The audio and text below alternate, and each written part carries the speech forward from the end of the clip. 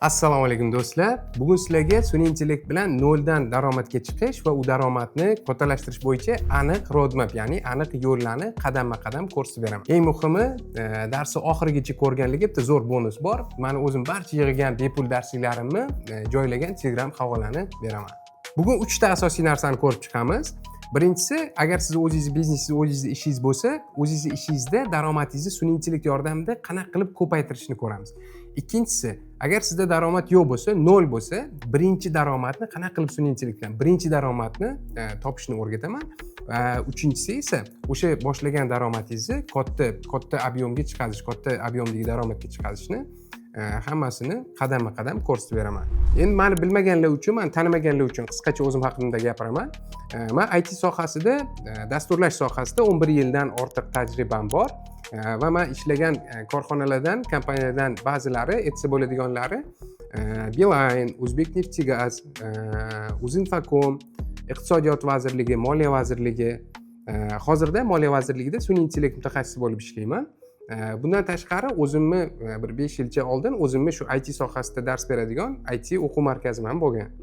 Bundan tashqari yana o'nlab o'zimni sun'iy intellekt bo'yicha kichkina bizneschalarim bor, to'liq sun'iy intellekt bilan ishlaydigan. Shuning uchun bugun gapiradigan narsalarim faqat nazariya emas, balki real tajribaga asoslangan. Birinchi qismga o'tadigan bo'lsak, daromadni ko'paytirish yo'llari. Ko'pchilik o'ylaydi, juda ko'pchilikda bor shunaqa, o'ylaydi AI, o'sha sun'iy intellekt faqat dasturchilar uchun. Yo'q, aslida bu unaqa emas. Sun'iy intellekt hozir o'sha istalgan biznesda daromadni oshirish uchun o'sha allaqachon xizmat qilyapti, o'sha hamma ishlatyapti.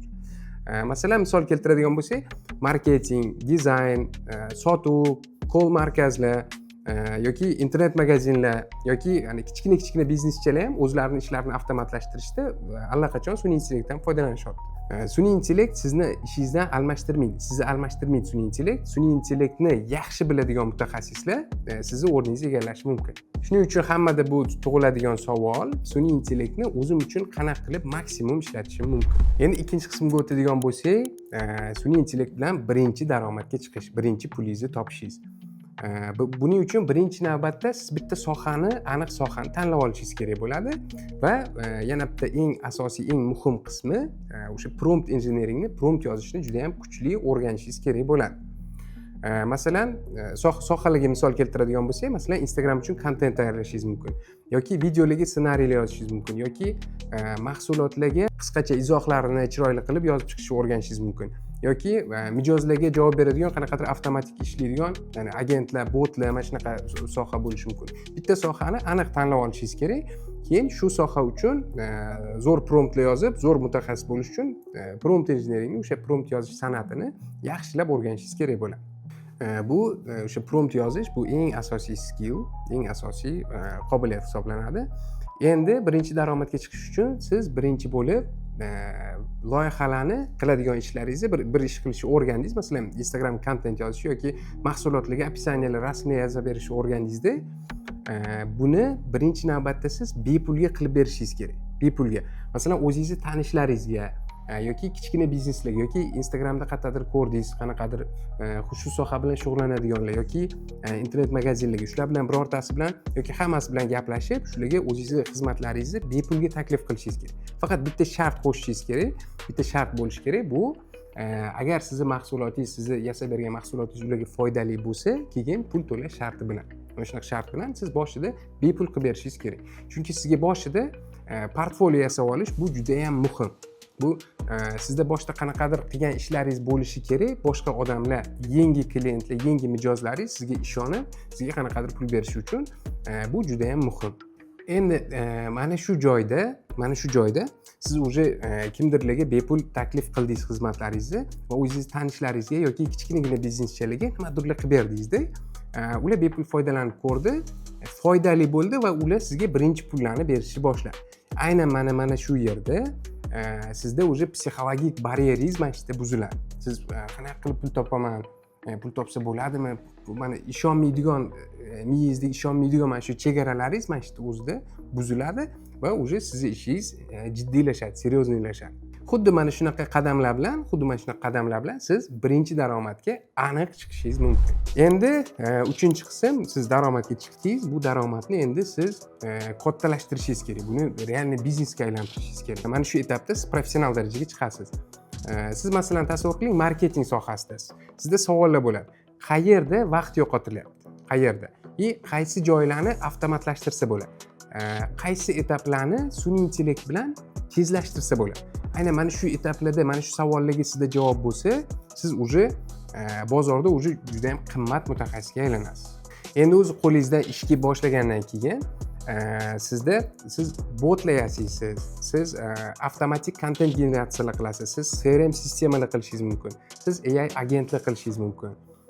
Mana shu narsalar bilan siz biznesingizni o'zingiz qatnashmasangiz ham, o'zingiz minimal qatnashib ham avtomatik ishlaydigan qilsangiz bo'ladi o'zingiz biznesingizni. O'shanda уже bu siz o'shanda oddiy frilanser bo'lmaysiz. Bu oddiy frilanser bo'lmaydi уже, bu AI biznes modeli bo'ladi. Уже sizda konkret AI biznes model paydo bo'ladi. Endi keyingi qismi, siz marketing va sotuvni zo'r o'rganishingiz kerak bo'ladi. Marketing va sotuvni chuqur o'rganishingiz kerak bo'ladi. Chunki agar siz sistemalarni zo'r tayyorlab qo'yib, uni sota olmasangiz, u sizga bir tiyin olib kelmasligi ham mumkin. Hech qanaqa daromad olib kelmaydi. Shunaqa kuchli texnik mutaxassislar bor, juda zo'r texnik mutaxassislar. Hozir men sanab o'tgan hamma narsani qila oladi. Agentlar ham, sayt bot, hamma narsa qila oladi. Lekin yaxshi daromad topa olmaydi, chunki ular o'zini sota olmaydi. O'zini reklama qila olmaydi, sota olmaydi.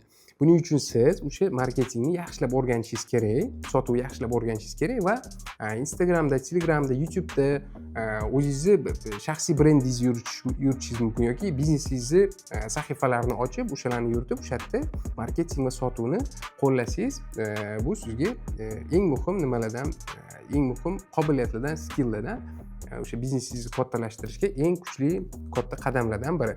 Bilasiz, katta daromad qilib bo'lmaydi. Buni eng oxirgi bosqichi barqarorlashish, ya'ni o'sha stabillashish va masshtablashish. Bu etapda siz o'zingizni jamoangizni tuzasiz. Mana tepada hamma narsani qilib bo'ldingiz, уже AI biznes modelingiz bor, уже birinchi klientlaringiz bor. Endi sizga jamoa kerak bo'ladi. Siz yaxshi jamoani shakllantirishingiz kerak bo'ladi. O'sha biznesingizni, biznes yechimlaringizni tayyor paketlarga bo'lasiz. Podpiska, ya'ni obuna modellarini yaratasiz. Keyin korxonalar bilan, уже kompaniyalar bilan shartnomalar qilishni boshlaysiz. Bu уже realniy haqiqiy biznes bo'ladi. Bu yerda уже sizni realniy haqiqiy katta biznesingiz bo'ladi.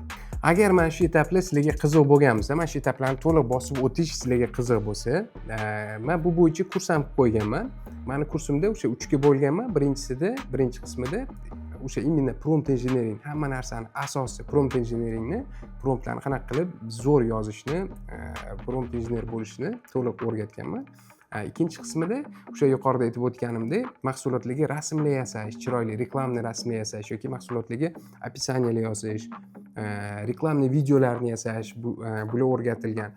Uchinchisida esa AI agentlar, saytlar, vibe coding bu. AI agentlar, AI bilan saytlar, sun'iy intellektda mana shunaqa prilojenelar yaratish o'rgatilgan.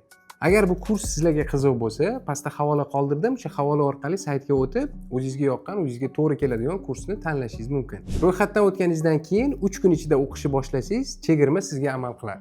Endi bonusga keladigan bo'lsak, описаниyaning pastida havola bor, Telegram botning havolasi. O'shanga kirib, men o'zim yig'ib qo'ygan bepul darsliklarimni olishingiz mumkin. Agar sizga video foydali bo'lgan bo'lsa, like bosing, obuna bo'ling va kommentariyada qaysi sohada sun'iy intellekt bilan daromad qilmoqchisiz, o'shani yozib qoldirsangiz, men keyingi videolarda aynan o'sha sohalarni yaxshilab obzor qilib, qadamma-qadam ko'rsatib berishga harakat qilaman. Sun'iy intellekt bu kelajak emas, bu hozirgi, bugungi kungi imkoniyatlar.